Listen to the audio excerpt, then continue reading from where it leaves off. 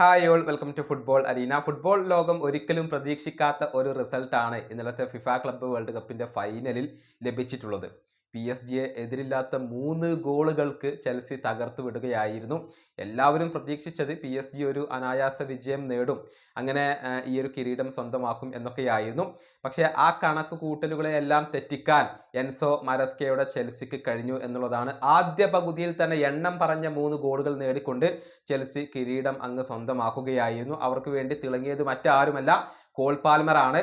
ഈ മത്സരത്തിന് ശേഷം കോൾ പാൽമർ തങ്ങളുടെ വിമർശകർക്കെതിരെ വിമർശനങ്ങൾ ഉന്നയിച്ചുകൊണ്ട് ഇപ്പോൾ രംഗത്ത് വന്നിട്ടുണ്ട്.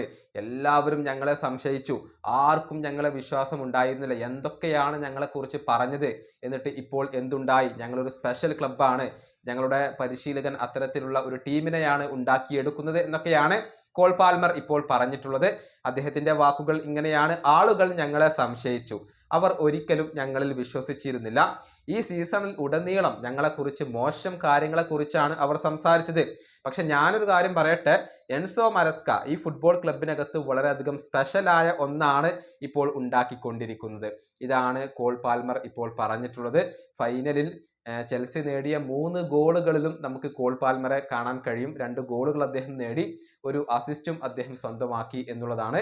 മാത്രമല്ല, ടൂർണമെന്റിലെ ഏറ്റവും മികച്ച താരത്തിനുള്ള പുരസ്കാരം സ്വന്തമാക്കിയത് കോൾ പാൽമറാണ്.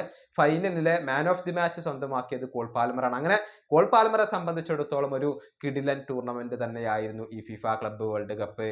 ഈ വീഡിയോ അവസാനിപ്പിക്കുന്നു. അടുത്തൊരു വീണ്ടും കാണാം.